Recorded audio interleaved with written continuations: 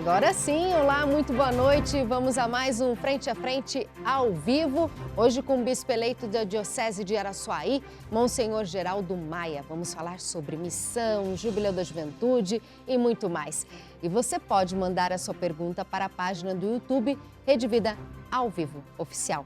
Seja muito bem-vindo, Monsenhor, nesta noite de sexta-feira. Muito obrigado pelo convite, Ana Lúcia, estar aqui frente a frente neste programa importante. Muito obrigado a todos aqueles que estão nos acompanhando pelos canais da Rede Vida de televisão. E participa com a gente também do programa a jornalista Rosana Carvalho. Muito boa noite, Rosana. Boa noite, Ana. Boa noite, Monsenhor, e boa noite a todos. É um prazer estar aqui com vocês. Monsenhor, o senhor assume a diocese, a ordenação episcopal do senhor da Diocese Mineira, dia 13 de julho. Uma diocese muito voltada para a missão. Na visão do senhor, qual que é o maior desafio do missionário católico hoje, atualmente? A missão é uma característica específica da nossa igreja. Todos nós somos chamados a ser missionários. A igreja nasce com uma missão.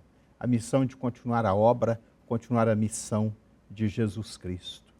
E hoje, diante dos grandes desafios que nós temos, a missão também tem os seus grandes desafios, sejam desafios sociais, sejam desafios econômicos, sejam desafios culturais.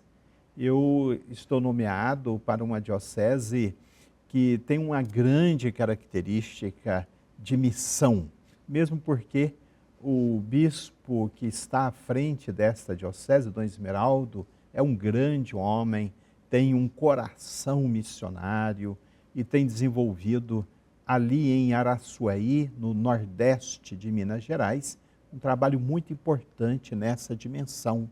Então eu tenho consciência de alguns dos grandes desafios que nós teremos pela frente, mas ao mesmo tempo das alegrias, das esperanças que a missão da igreja suscita no coração de todas as pessoas. O senhor citou Dom Esmeraldo como um pastor muito missionário.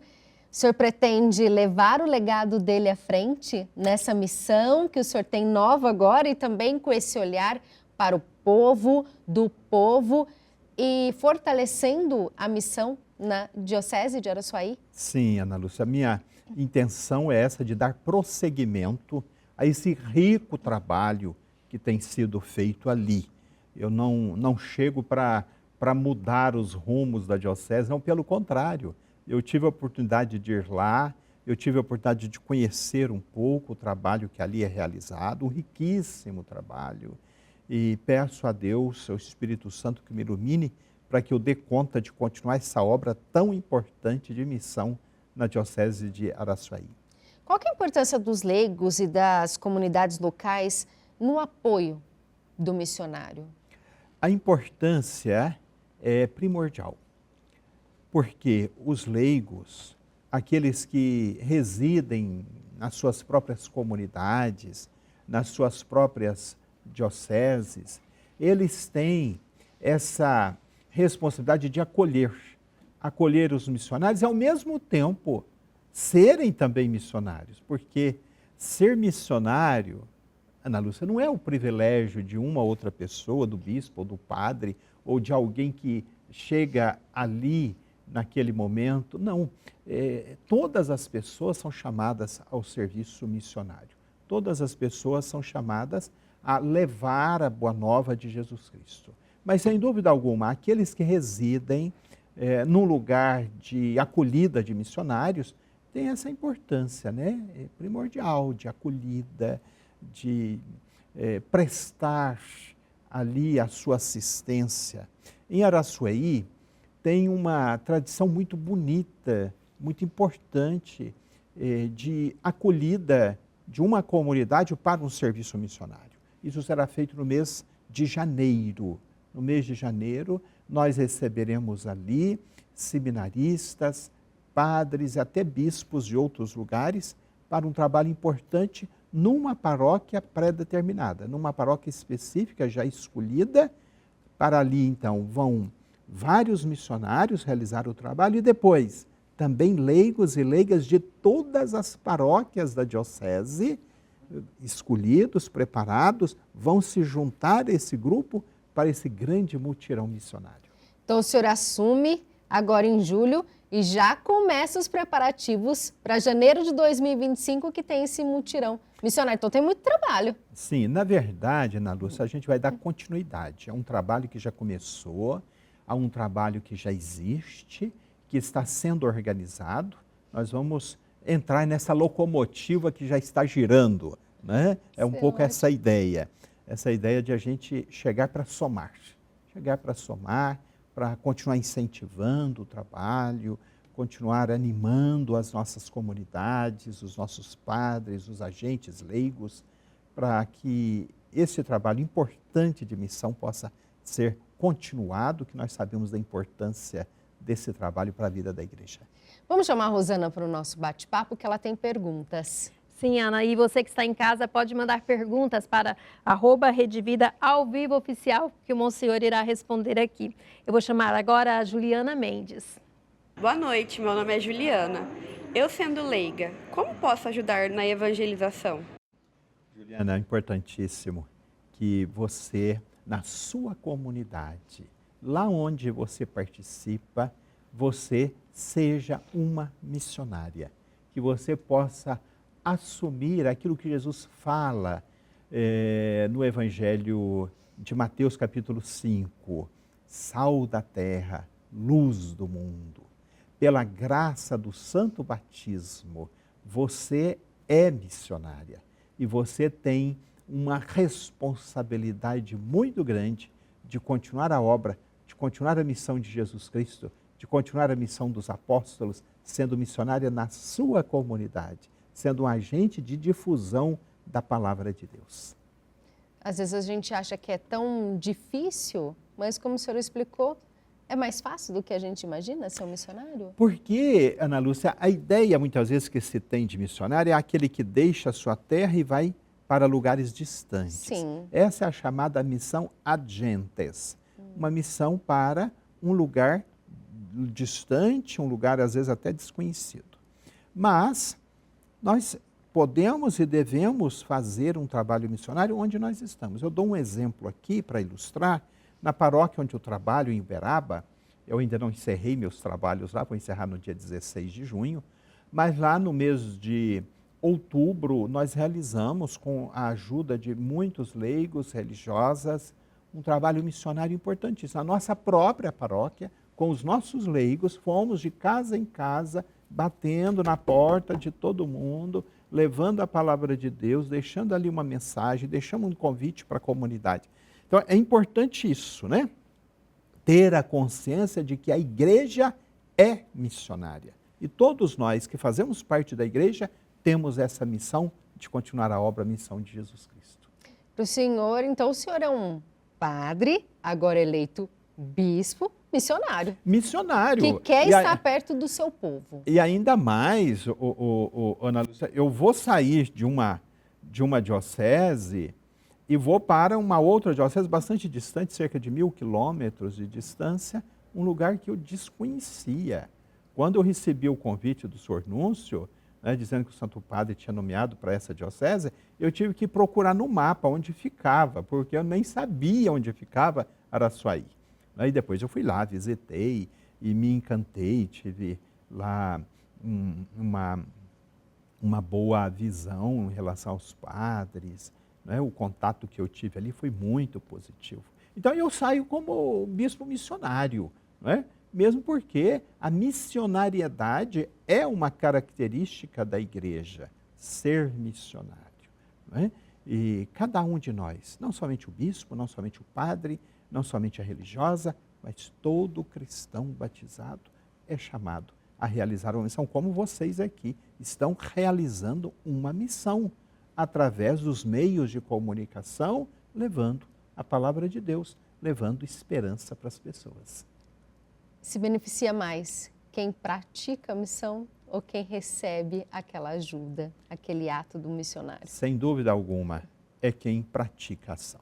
Esse ato de sair de si mesmo, de ir em busca do outro, de sair da sua zona de conforto, de deparar-se com o desconhecido, de aprender com o outro, Isso é muito enriquecedor, é muito enriquecedor. Então não resta dúvida que aquele que se dispõe a um trabalho missionário, aquele que se dispõe a sair da sua zona de conforto, a partir em missão, ele se enriquece muito pelo próprio ato de ser missionário e pelo aprendizado que ele vai ter em relação às pessoas, às situações, às culturas com que ele vai se relacionar. Monsenhor, nós podemos falar que, diante dessa tragédia que está acontecendo no Rio Grande do Sul, essas pessoas que estão saindo de suas casas, de outros estados, estão indo até lá ajudar, ditos como voluntários, eles são missionários? São missionários da caridade, são missionários da solidariedade, colocando em prática o que Jesus ensinou para nós. Né? Estar à disposição para o serviço. O próprio Filho de Deus, que veio não para ser servido, mas para servir. Servir. Quantas pessoas estão servindo? Que coisa bonita. Né? Às vezes gestos pequenos, gestos simples, mas de solidariedade, acolhendo o sofrimento dos outros. Quanto sofrimento, quanta dor aquelas pessoas estão passando. Nós somos solidários a todos estes nossos irmãos e irmãs, juntando a nossa solidariedade com a solidariedade de tantas pessoas, não somente pelas doações financeiras, de material, de objeto, de alimentos, de água, tudo isso importantíssimo, importantíssimo. Não é? Nós valorizamos todas as pessoas que estão realizando gestos, atos como esse, mas também aquele gesto da solidariedade, o gesto da oração, do sofrer com o outro, de trazer o sofrimento do outro para dentro de si. Tudo isso é muito enriquecedor, tudo isso é missionário. É realizar a missão de Jesus Cristo hoje. É se imaginar no lugar do outro. E se fosse eu? Se colocar lá. Perto da paróquia onde eu trabalho, tem ali um rio, o Rio Uberaba, que deu nome à cidade. Ele margeia ali o limite da paróquia onde eu trabalho. E para mostrar para o nosso povo o drama que eles estavam vivendo, eu disse, imagina se o Rio Uberaba aqui alagasse, fosse subindo, tomasse as nossas casas, tomasse e tudo aquilo que nós temos aqui, as nossas roupas, nossos alimentos, para que as pessoas tenham a consciência do que eles estão sofrendo Sim. lá. O que não sofrimento é muito é imaginável, acho que nunca ninguém pensou que poderia, a chuva não cessa, cada dia chove mais. E está longe de ter um fim, porque eles vão ter que se reconstruir, são cidades que foram perdidas. E diante de tudo isso, como manter a fé, a esperança? Justamente, porque o que está sendo destruído, Ana Lúcia, não se trata somente de bens materiais. Sim. Está sendo destruída a esperança, a segurança desse povo. Está sendo destruída, às vezes, até a própria visão de fé. Então, nós precisamos ajudar a reconstruir tudo isso, né? Na nossa solidariedade, com a nossa oração, né? Com o nosso apoio, com a nossa presença, ainda que à distância. Hoje, a internet ajuda muito, né? Essa presença mesmo à distância, né? De maneira online, né? A nossa solidariedade. Então, tudo isso ajuda as pessoas a reconstruírem a esperança, a reconstruir a vontade de viver, a reconstruírem o seu sentido de fé. Que lindo. Vou chamar a Rosana, que a Rosana tem perguntas. Tem, mas antes eu vou ler aqui um recado aqui, ó. O Rodinei Bruno, ele fala: Araçuaí ganha um grande presente de Deus. E a Gelivane está mandando uma boa noite aqui para todos. E o Fabiano Lopes dos Santos, que é de Uberaba, um abraço, Fabiano. Ele fala: Monsenhor Geraldo vai deixar saudades aqui em Uberaba. Um pastor que nos ajudou muito a compreensão da doutrina social da igreja. Luz para a Escola de Fé e Cidadania SEBS, Sexta Semana Social Brasileira. E aí tem também a Maria Alves, que fala: Monsenhor Geraldo, é só elogios da nossa paróquia, que Jesus continue abençoando a sua trajetória. A Jéssica Santos, que manda bênçãos também. E é isso, Monsenhor, muito querido, né? Como que é deixar um lugar que o senhor é tão acolhido desta forma, como a Rosana leu para a gente todos esses recados? É um sentimento de fato, de coração partido. Porque o Fabiano lembrava ali, o Fabiano é companheiro nosso em tantas lutas sociais que a gente tem travado ali, Uberaba. O Rodinei é um seminarista que eu acompanho, na casa onde eu moro, eu acompanho 4 seminaristas e tantas outras pessoas, a Jéssica se manifestando. E isso mostra que o nosso trabalho teve um sentido. E a gente espera que as sementes tenham sido deixadas e agora vamos lançar sementes em outros lugares, porque a dinamicidade da igreja é assim. Jesus Cristo, ele não parava. Se nós pegamos os evangelhos, nós vemos que ele está em constante movimento. Ele vai para a Fenícia, ele vai para a região da Decápole, ele vai para a Galileia, ele vai para a Judéia. Ele está em movimento, porque assim precisa ser a igreja. Precisa estar em movimento. E nós vamos lançando as sementes, esperando que essas sementes possam frutificar. Mas não é essa dúvida, Ana Lúcia, é que o coração fica partido, o coração sangra. Mas essa é a nossa missão, é estar em movimento, é continuar anunciando Jesus Cristo, o seu Evangelho. E eu tenho certeza que essa semente que o senhor plantou vai dar muitos frutos e seu trabalho vai ser perpetuado. Que assim seja, viu? Nós esperamos, porque as pessoas necessitam muito, né, de um trabalho missionário, da linha da doutrina social da igreja, como foi lembrado aqui, né, temos desenvolvido grandes trabalhos nessa dimensão, nessa área, e sabemos da grande importância hoje da dimensão social, que eu espero continuar plantando agora em novas terras, lá em Araçuaí. Vou voltar de novo com a Rosana, que ela ia fazer a pergunta. Isso. E eu acabei fazendo uma outra pergunta para o senhor, mas tem perguntas aí, né, Rosana? Isso, e você aí de casa, manda perguntas para a gente. @Rede Vida ao Vivo Oficial. A Veronice Dias tem perguntas aqui para o Monsenhor. Boa noite, meu nome é Veronice. Qual a importância da conversão interior? Veronice, a conversão interior, ela é importantíssima. Porque se eu não estou convencido da minha fé, como que eu vou anunciar essa fé? Como que eu vou dar testemunho dessa fé? Como que eu vou propagar Jesus Cristo, o Evangelho? Então, é preciso, antes de tudo, uma conversão pessoal. O documento de Aparecida tratou muito desse assunto, a conversão pessoal. A partir dessa conversão pessoal, nós podemos sim anunciar Jesus Cristo, nós podemos levar a sua boa nova, nós podemos dar testemunho de Jesus Cristo a partir desta conversão pessoal, dessa conversão interior e estarmos dessa maneira convencidos do que nós acreditamos, da nossa alegria de servir ao Senhor.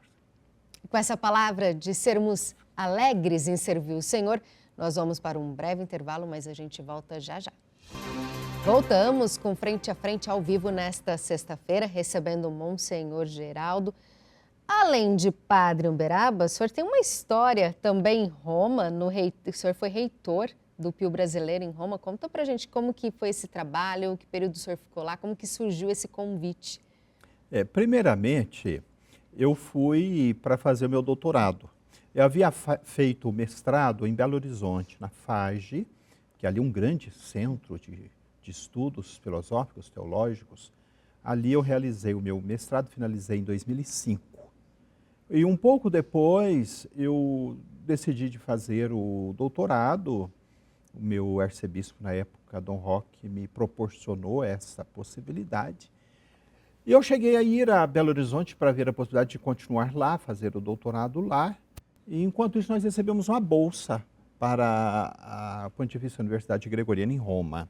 Então eu fui para Roma, ali eu realizei meu doutorado, terminei em 2013. Voltei em maio de 2013 com o doutorado finalizado, trabalhando no seminário. Um ano depois, eu recebi o convite. Eu me lembro, o meu arcebispo, Dom Paulo Mendes Peixoto, que trabalhou aqui em São José do Rio Preto, ele me chamou para conversar e nessa conversa ele me disse que eu tinha sido escolhido para ser o reitor do Pontifício Colégio Pio Brasileiro e me assustei, porque até então nunca tinha ouvido falar dessa possibilidade de eu ir para lá. Pedi uns dias para pensar, rezar em cima daquilo e depois acabei assumindo e fui, né, realizar esse trabalho lá em Roma. O Pontifício Colégio Pio Brasileiro é uma casa que acolhe os padres do Brasil que vão realizar estudos de pós-graduação em Roma. Como hoje eu tive a alegria de me encontrar aqui na Santa Missa com o Padre Ronaldo e o Padre Alisson, que foram nossos estudantes lá no Colégio Pio Brasileiro. E assim, tantos outros padres Brasil afora, alguns deles eu vou ter a grande satisfação de receber por ocasião da ordenação episcopal em Uberaba, dia 13 de julho. E trabalhei ali como reitor do colégio por 2 mandatos. Mandato de 3 anos, eu trabalhei 6 anos. Eu tinha ficado 3 anos realizando o doutorado, depois mais 6 com 2 mandatos de 3 anos cada, como reitor daquela casa. Ana Lúcia, eu posso dizer para você e para aqueles que nos acompanham que foi um trabalho muito enriquecedor, porque ali nós estamos em contato com padres de várias partes do Brasil e também de algumas outras partes, de alguns outros países que nós acolhemos ali. Então foi uma riqueza tremenda, porque a gente tinha uma visão de toda a igreja do Brasil. Várias realidades diferentes num só local. Várias culturas, mentalidades. Estudo para o senhor. Sim, foi um outro doutorado para mim. Da vivência do ser humano. No sentido relacional, né? Aquilo foi muito bonito, foi muito importante para mim. E depois, por fim, eu ainda tive a experiência terrível da pandemia. Quando começou a pandemia, eu ainda estava lá, enfrentamos aquele terror que foi no início ali na Itália, né? Vocês acompanharam? Sim. Especialmente na região de Bérgamo, mas depois a Itália toda. Ficamos 3 meses sem sair de casa, sem pôr o pé na rua. 3 meses, todos os padres. Menos mal que a casa ali é muito grande, tem uma área muito grande, então a gente podia caminhar e tudo. Mas foi uma experiência muito rica, nesse sentido relacional, de conviver com os padres, de sentir ali as suas dores, as suas angústias, as suas alegrias pela realização dos estudos. Fiz ali grandes amizades. Foi um período muito bonito. E todo esse aprendizado, essa vivência que o senhor teve ali num período também tão difícil como a pandemia, como que elas norteiam hoje o seu caminho pastoral? Isso teve uma importância muito grande para mim, no sentido de compreender melhor a pessoa do presbítero, a pessoa do padre. Nos meus 35 anos de ministério, que eu completei em dezembro, dia 8 de dezembro, eu completei 35 anos de ordenado. Nesse tempo todo, Ana Lúcia, a maior parte do tempo eu trabalhei com formação. Trabalhei com comunidade vocacional, praticamente um seminário menor, propedêutico, filosofia, teologia, e depois essa experiência gratificante, né, da formação permanente, do estar com os padres. E quando eu retornei há 3 anos e meio que eu retornei de Roma, ali em Uberaba eu continuo trabalhando com formação, com propedêutica. Agora acompanho 4 seminaristas que o senhor arcebispo e o Conselho de Formadores pediu que eu acompanhasse. É um trabalho muito bonito, muito gratificante, porque a gente vê o crescimento das pessoas, mesmo aqueles que já são ordenados, como foi o caso da experiência de Roma. Há um crescimento espiritual, há um crescimento humano, muito bonito, muito bonito. Então é gratificante a gente acompanhar esse crescimento e ao mesmo tempo também ajudar na superação dos desafios, na superação das dificuldades que os presbíteros vão acumulando ao longo da sua vida. Vou chamar a Rosana, porque tem perguntas, né, Rosana? Temos perguntas e eu vou ler umas mensagens aqui também, antes para o senhor. Olha, o Júlio Gomes, boa noite, Monsenhor Geraldo Maia. Receba sempre o nosso carinho e nossas orações nessa nova missão. Nossa gratidão por ter batizado o nosso filho Rafael há 29 anos. O Breno Martins está mandando boa noite, depois a Mayla Alves, Monsenhor Geraldo. Papai manda um abraço, estamos aqui assistindo diretamente de Uberaba. Depois tem a Maria Spirandelli também. Boa noite a todos. Sua bênção, Monsenhor Geraldo Maia, vai deixar saudades. Vai fazer muita falta no Conselho de Leigos da nossa arquidiocese, onde é o nosso assistente espiritual. E aqui agora vamos à pergunta do Vitor Naves. Boa noite, Monsenhor Geraldo. Ele fala, na atualidade, a igreja tem vivido com a falta de vocações sacerdotais. Como o senhor vê que essa situação possa ser resolvida? Muito obrigado, Vitor. Muito obrigado por essa questão apresentada. Como estava dizendo, eu tenho trabalhado muito com a questão de formação, questão vocacional. E, de fato, essa tem sido uma grande preocupação da igreja. E não somente no Brasil, Vitor. Essa preocupação na Europa. Eu morei lá, como estávamos dizendo anteriormente, e ali há seminários que estão fechados, padres envelhecendo. Então, a Europa está tomando consciência disso agora. Uma consciência que nós sempre tivemos. No Brasil, aqui na América Latina, nós sempre tivemos a carência de padres e conseguimos ter um grande desenvolvimento do laicato. Agradeço a Mirna Spirandelli, lembrou ali, né, o trabalho que a gente desenvolve com o laicato em Uberaba. No Brasil, desenvolveu muito a questão ministerial, o trabalho dos leigos, os vários ministérios. Na Europa isso não desenvolveu porque eles nunca precisaram. Na Europa sempre tiveram muitos padres, eles sempre tiveram muitos padres. Agora estão sentindo essa crise. Eles estão sentindo essa crise que para nós é crônica, né? Desde que começou a evangelização aqui nessas terras, sempre a carência de padres, e a gente foi conseguindo alternativas. Mas essa é uma grande preocupação, Vitor. A igreja está preocupada em encontrar novos meios para essa vivência melhor ministerial. Então, nós estamos repensando a questão ministerial.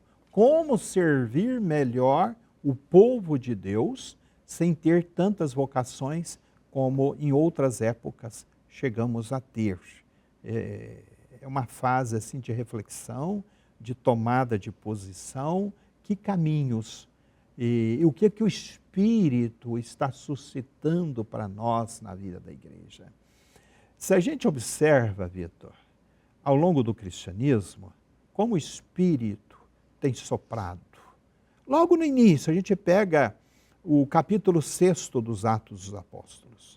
Havia os apóstolos e a comunidade vai crescendo tanto, que os apóstolos não estão dando conta mais. Chega um determinado momento que eles se viam cansados, eles não davam conta de rezar, de servir as mesas, de servir as viúvas, de servir os órfãos. E surge então, através de uma iluminação do Espírito, a necessidade de um ministério. Surge o ministério diaconal, justamente para ajudar nesse serviço da comunidade. Então, apenas um exemplo. No início da história da igreja, a gente poderia dar tantos exemplos ao longo desses 2000 anos, como que, então, a igreja vai se abrindo à ação do Espírito e procurando caminhos novos. Quais são os caminhos que hoje o Espírito está suscitando para a igreja para a superação dessas dificuldades? Então, nós estamos em oração, ouvindo o Espírito, buscando caminhos novos para superar essa crise vocacional. O senhor acredita que terá um protagonismo maior dos leigos? Acredito. Esse protagonismo, Ana Lúcia, ele tem crescido. Ele tem crescido bastante, né? Como eu estava lembrando no primeiro bloco, em Araçuaí tem um trabalho muito bonito, missionário, né? Cada paróquia escolhe ali voluntários que se preparam, são capacitados e que vão realizar ação missionária. E assim tantos outros lugares. Apenas um exemplo, Brasil afora, a gente sabe que tem uma riqueza muito grande. E os leigos estão cada vez mais assumindo a sua missão. Estão cada vez mais assumindo nas várias comunidades, vários tipos de ministérios. Então, essa abertura para uma igreja toda ministerial, superando essa centralidade de poder, às vezes na mão do bispo, na mão do padre, compreendendo que todos nós estamos a serviço, que todos nós temos algo a oferecer aí na missão da igreja. O senhor também é membro fundador da Associação Nacional de Presbíteros do Brasil. Qual que é a importância na visão do senhor da pastoral presbiteral? A Associação Nacional A Associação Nacional dos Presbíteros do Brasil nasceu na década de 90, no início de 90, justamente com essa grande preocupação em estar mais presente nas necessidades dos presbíteros. E compreendemos, Ana Lúcia, que os nossos irmãos presbíteros, eles têm a necessidade de cuidados. São cuidadores, mas que têm necessidade de cuidados. Como presbítero que sou, há 35 anos, eu digo, nós lidamos com muitas situações difíceis, nós lidamos com sofrimentos, com misérias, com lutos, com tristezas, com angústias. E se nós não nos cuidarmos, nós vamos assimilando isso e vamos ficando doentes também. Vamos ficando doentes. Para que nós possamos cuidar melhor do povo de Deus, como somos chamados a cuidar, nós temos necessidade também de sermos cuidados, de ter aqueles cuidados necessários na dimensão médica, biológica, na dimensão psíquica e na dimensão espiritual. Não é? Essas três dimensões da integralidade humana. Como eu posso estar bem espiritualmente se psicologicamente eu estou afetado emocionalmente, eu não estou bem, ou fisicamente? Então, para que eu exerça bem o ministério que eu sou chamado a realizar, eu preciso estar bem nessa tríplice dimensão, nesse sentido de integralidade. A pastoral presbiteral tem uma grande importância em ajudar a cuidar dos presbíteros, porque nós sofremos, nós temos angústias, nós temos depressão, nós não somos anjos, nós não somos semideuses, nós somos seres humanos. Isso é ótimo o senhor deixar isso claro, porque muitas vezes as pessoas enxergam os religiosos como pessoas que não têm problemas, só podem ouvir os nossos problemas. Nós temos muitos problemas, como todo ser humano tem os seus problemas. Nós não somos semideuses, nós não somos anjos, nós somos seres humanos de carne e osso. Temos angústias, temos sofrimentos, temos decepções, choramos, muitas vezes escondido, não é? Temos nossos desgastes, E é preciso que as pessoas compreendam isso, porque nós somos muito sugados.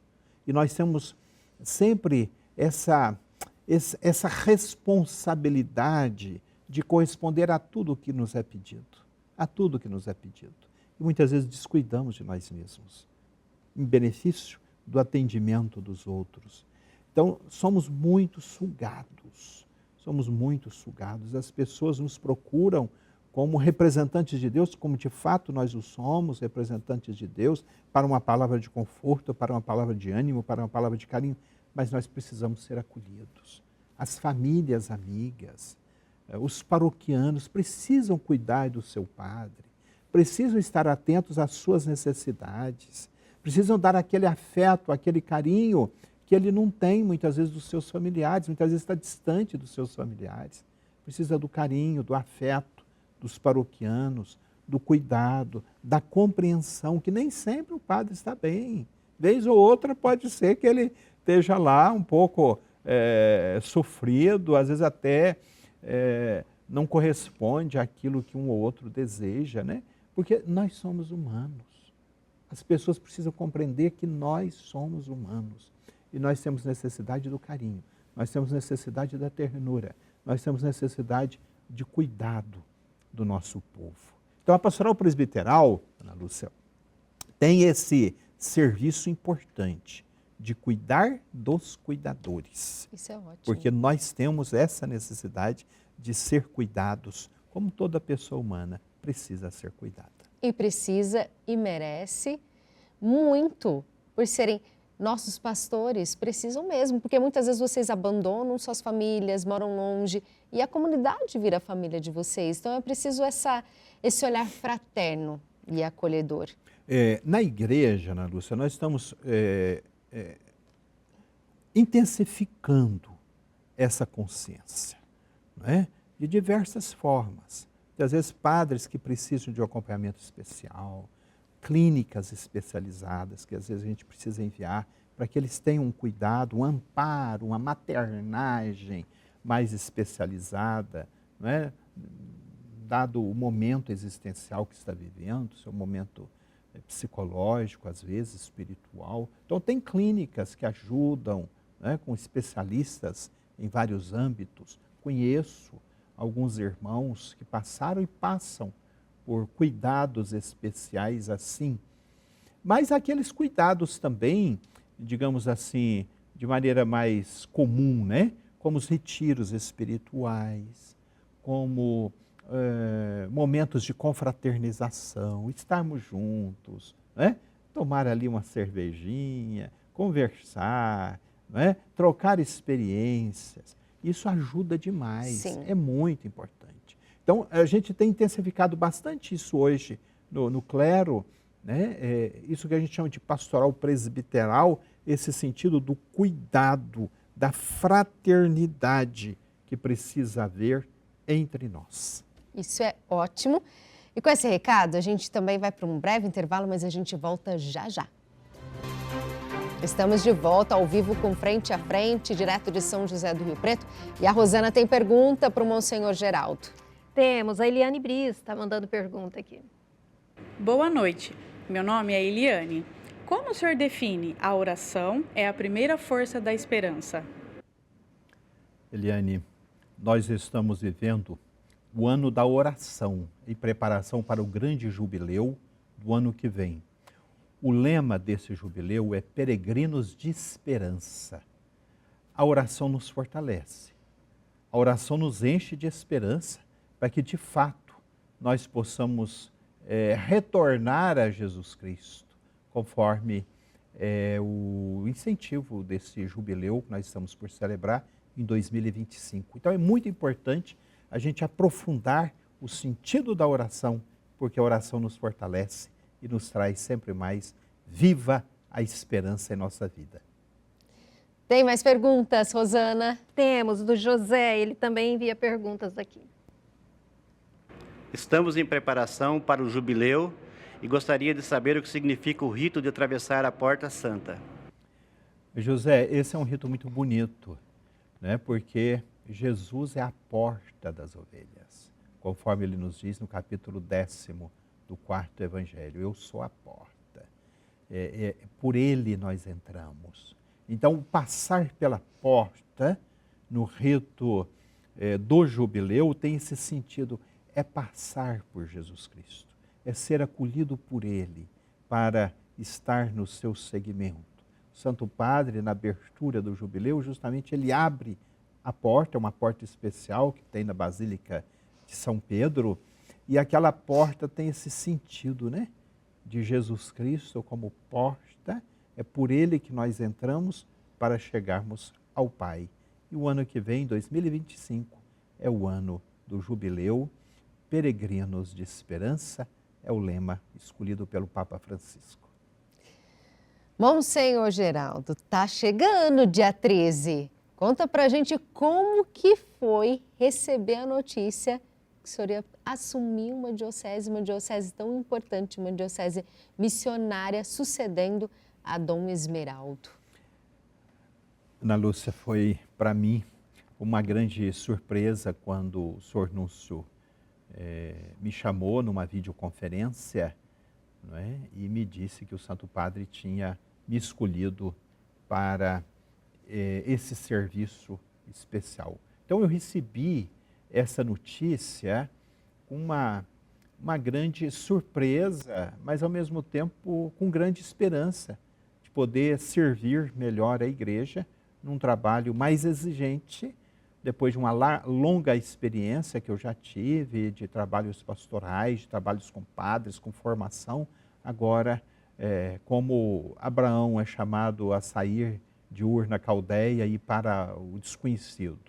Então foi um pouco essa experiência, né, do chamado que o Santo Padre me fez através da Nunciatura Apostólica para realizar esse trabalho. E eu assumi, Ana Lúcia, como lema para o meu ministério, servir com alegria e com esperança. Que lema bonito. Acredito que o serviço deve caracterizar o seguidor de Jesus Cristo, assim como ele que veio não para ser servido, mas para servir e dar a sua vida. Mas isso com alegria, com esperança. Nós não podemos ser um carregador de piano, um piano nas costas, gemendo e chorando num vale de lágrimas.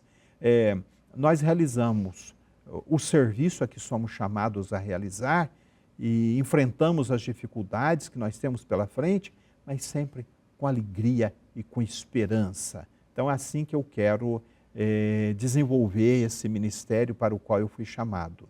Servir com alegria e esperança. Deixando saudade o pessoal de Uberaba, mas chegando com o coração cheio de esperança para o pessoal de Araçuaí. E de alegria. E de alegria. Que é sempre uma marca, né? É sempre muito importante. Uma marca também do Papa Francisco, né? O Papa Francisco fala muito da importância da alegria, da importância da esperança, não é? E com esse lema eu quis também fazer uma relação com o Concílio Vaticano II. Nós estamos às portas de celebrar 60 anos do Concílio Vaticano II, e ali tem um documento muito importante, as alegrias e as esperanças. Não é? Então, o meu lema, alegria e esperança, está relacionado também com esse documento muito importante do Concílio Vaticano II, Gaudium et Spes, alegrias e esperanças. O que o senhor espera do trabalho do senhor? Como será o pastor Dom Geraldo? Eu espero poder conhecer bem aquela realidade. Eu sei que ali tem expressões culturais muito bonitas. Eu sei que tem um povo muito acolhedor. É isso que eu espero. Uma boa acolhida, nesse sentido de poder conviver com as pessoas, com os padres, com os religiosos, conhecer aquela, me inserir naquela realidade. Se Jesus Cristo, o Filho de Deus, ele veio se inserir na história humana. E assim eu desejo me inserir naquela realidade, conhecer aquelas pessoas, as pessoas confiadas aos meus cuidados pastorais. Então, eu penso em ser pastor assim, começando por conhecer os seus anseios, conhecer as suas expectativas, poder corresponder um pouco a essa realidade que eu ainda não conheço bem, tenho algumas informações muito boas, mas que eu espero poder conhecer para poder servir melhor com alegria e esperança. E eu tenho certeza disso, tenho certeza que o senhor foi um enviado, tenho certeza que sua escolha abençoada para essa diocese, que o pessoal de Uberaba já tem a sementinha ali plantada pelo senhor, vai dar continuidade ao seu trabalho e que o senhor tenha assim um ótimo trabalho, que o senhor seja muito acolhido com esse coração enorme que o senhor tem, que eu sei que o senhor vai acolher essa diocese, esse povo, que o senhor continue perpetuando os bons frutos, a missão e o servir. Muito obrigado por ter participado dessa noite aqui com a gente. Eu que agradeço, Ana Lúcia, por essa oportunidade. Agradeço a participação da Rosana aqui dando todo o apoio, né? Toda a equipe técnica, agradeço muito. E aproveito a ocasião, né, para pedir orações, vou estar presente no dia 13 de julho em Uberaba, quando acontecerá a minha ordenação episcopal, dia 13 de julho, às 16 horas, na cidade de Uberaba, onde eu exerço o meu ministério, e depois o início do trabalho pastoral do ministério, que vai ser 17 de agosto, às 9h30 da manhã, em Araçuaí. Então, todos convidados a estarem presentes ou estarem em oração, né, para que esse ministério seja exercido conforme o Espírito inspira neste momento para o serviço da igreja. E será. Muito obrigada. Eu que agradeço. Muito obrigado. Obrigada, Rosana. Obrigada a toda a equipe. Obrigada a você que ficou aqui com a gente. Até nosso próximo encontro. Fiquem com Deus. Tchau, tchau.